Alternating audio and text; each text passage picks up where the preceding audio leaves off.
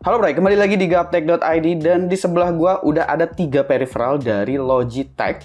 Dan kali ini yang ada di gua adalah set Aurora Collection dari Logitech. Jadi set Aurora Collection ini memang punya tampilan yang lucu-lucu gitu dan penuh dengan gimmick. Jadi gua rasa ini bakalan cocok semisal kalian pingin bikin setup dengan tema tertentu.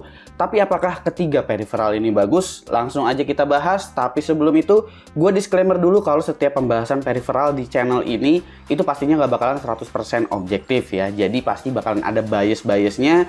Dan ya subjektif aja, tergantung dari pendapat gua dan juga pengalaman penggunaan gua aja. Kita mulai dari G715 TKL Mechanical Wireless Keyboard dulu ya. Sejujurnya gue berharap Logitech menawarkan keyboard 60% semisal mereka punya desain lucu kayak gini. Karena kalau bentuknya lebih kecil pasti lebih kelihatan lucu lagi.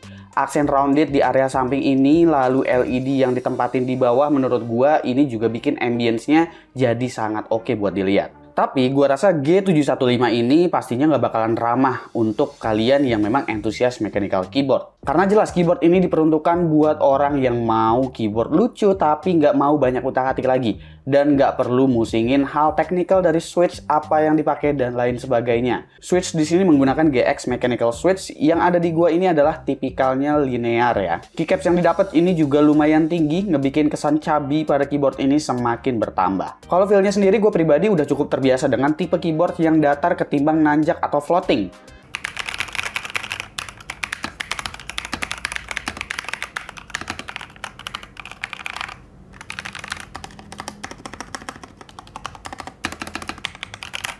Logitech juga nambahin palm rest atau armrest berbentuk awan gitu. Ini kayaknya cocok semisal nanti gue gabungin sama PC berbentuk VTuber biru itu nih. Sebenarnya sih ya, gue pribadi itu nggak terbiasa menggunakan palm rest ataupun armrest untuk keyboard jenis apapun ya. Tapi buat bikin kesan cute, ya jelas ini dapet banget.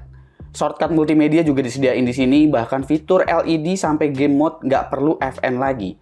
Cocok juga sih buat gue yang biasanya mager mencet FN untuk keyboard jenis TKL.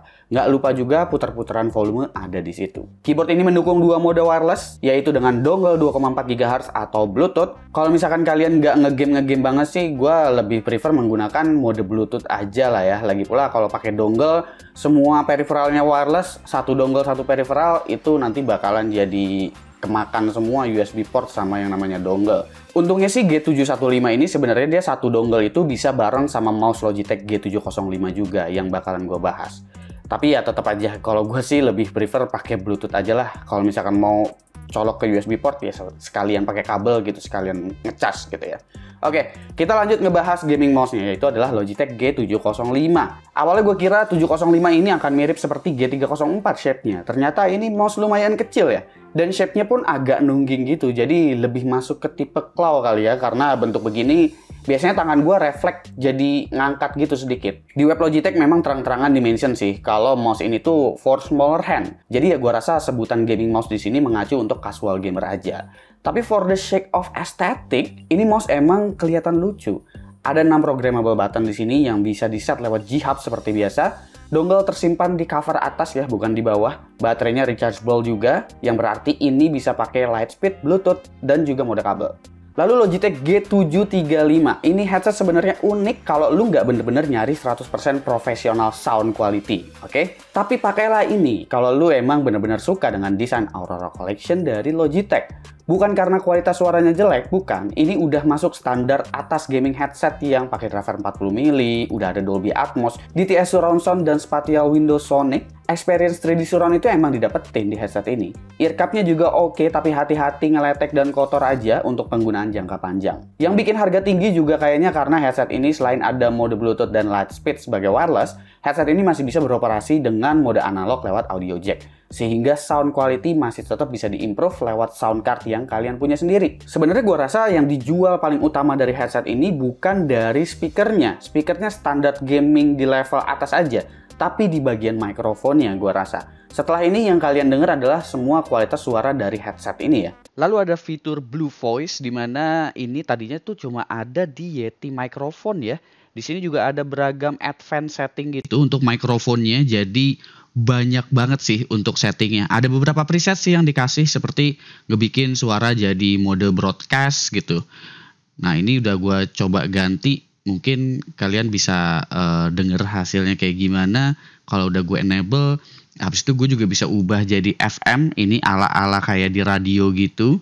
Lalu untuk efek juga di sini ada, bahkan di sini ada Nvidia Broadcast, jadi bisa di-enable juga Nvidia Broadcast lewat sini. Jadi gua rasa ini bakal simultan dengan AI ya jadinya. Lalu ada efek nih, dimana efek ini suaranya bakalan ya semacam kayak mungkin seperti voice changer gitu. Kita coba aja pakai suara alien kayak begini. Kira-kira suaranya gimana nih pas jadi alien begini? Apakah suara gue jadi terlihat aneh? Ada wild voice juga, ada DJ robot juga. Suaranya jadi seperti ini. Ada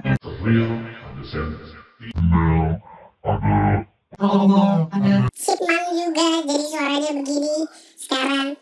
Ya mungkin semisal itu efeknya bisa kita create sendiri, maka ya jelas ini sebenarnya agak-agak mirip dengan voice changer juga ya. Harusnya ready nih buat jadi VTuber om-om. Jadi by default suara speakernya ini sebenarnya tipikal gaming headset yang hentakan bassnya cukup terasa. FPS game base banget lah ya buat denger step dan sejenisnya. Perlu penyesuaian atau pengaturan lebih lanjut lewat G-Hub apabila pingin disesuaikan ke skenario lain atau pingin dibuat lebih flat secara stereo. Kurang lebih akan jadi begini kalau ditempatin di setup gua. Ya semisal temboknya warnanya gelap kayak abu-abu atau hitam, harusnya bakalan cocok aja sih. Kebetulan setup gue ini lesehan dan warnanya agak orange gitu, jadi emang kayak masih agak nabrak ya. Lebih oke semisal setupnya bukan lesehan gue rasa. Pada akhirnya penggunaan peripheral emang bukan sekedar quality aja, tapi emang faktanya banyak juga yang cari desain untuk nyocokin ke setupnya masing-masing. Itu sebabnya para entusias coba ngoprek, modding, biar kualitas tetap dapat, estetik juga tetap dapat gitu. Gue sendiri cukup tertarik sih, karena sebenarnya gue suka dengan warna-warna putih seperti ini, ditambah lagi lightingnya juga lucu banget.